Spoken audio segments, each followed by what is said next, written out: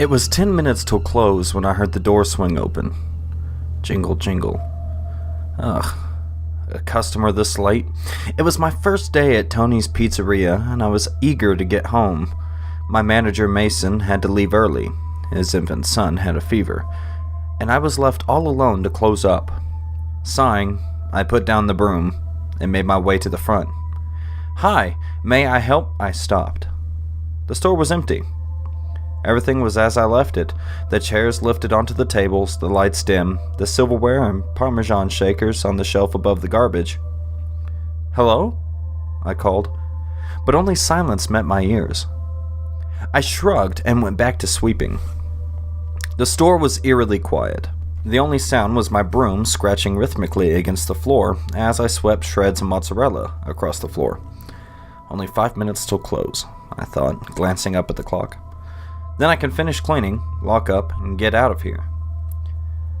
But I had scarcely swept another few feet when I heard it again. Jingle, jingle.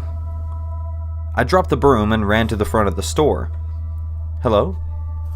Nobody was there. But this time, the front door was open. "Hello?" I called again, louder this time, hoping my voice would reach the outside. Beyond the lights spilling out into the patio, there was total darkness. I couldn't even make out the parking lot or the trees. What if someone's out there, watching? If there was, I wouldn't even know. I rushed over, shut the door, and turned the lock. Click. No pizza left for him anyway, I muttered to myself. I picked up the broom and began sweeping around the tables, but I couldn't silence the voice echoing in my head. What if someone's out there? I stared out the glass. The shadows across the patio shifted and swayed with the wind. What if somebody's trying to rob us? I'm all alone.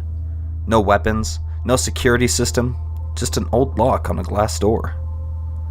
I shook the thoughts from my head and continued sweeping. I was nearly done when I heard it. Slam! A loud noise from the back of the pizzeria. I jumped. Hello! I called, starting to shake.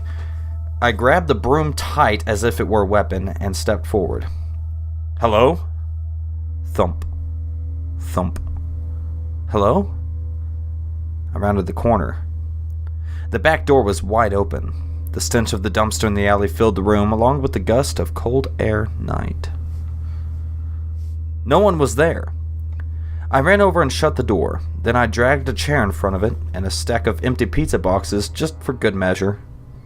It's a windy night. You're just scaring yourself. I took a deep breath.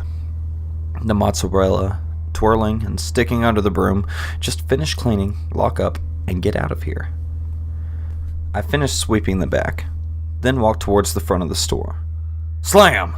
I jumped and ran to the back door. It was wide open. The chair was kicked over, the pizza boxes were wildly strewn about, but the room was still empty. That's it. I closed the door again and grabbed my coat. Then I ran out of the store through the shadows until I reached the familiar cold metal of the car. If he fires me for a dirty floor, so be it. Better than getting murdered over here. I yanked the door open, dove in, and pulled out of the parking space. As I turned on the main road, I heard it. Tap, tap, tap. A soft clicking sound above the rush of the car. Tap, tap, tap. I tried to ignore it as I drove, but it got louder. Tap, tap, tap. It sounded like it was coming from behind me. My heart pounding, I slowly lifted my eyes to the rearview mirror. And there, breaking the darkness in the back seats, was a man's face. I screamed. The car swerved wildly, narrowly missing the gutter. I jolted to a stop and leapt out of the car. Then I pulled up my phone and called 911. 911, what's your emergency? There's someone in my car. They were trying to get in the pizza shop as I cleaned up, and then I stopped. I could see through the window that the back seat was completely empty. The next day, I came to work shaken, but Mason only added to that. You didn't finish sweeping the floor before closing up, he yelled. This entire half has bits of food, even a dirty toothpick. He sat down and sighed. I let it slide this time, but if you do it again, I'm going to fire you.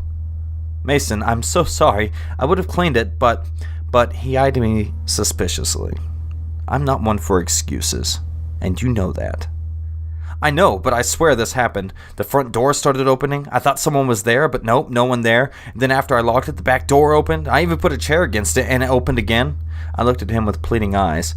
I thought someone was trying to rob the place. And then when I drove home, I swear, Mason, there was someone in the back seat. Mason stared at me. Then he broke into jolly guffaws. That's just old Polly, he said. What? The guy who used to run the shop before he died in '02? He likes to keep an eye on the place. Mason shot me a smile. Especially on the new employees.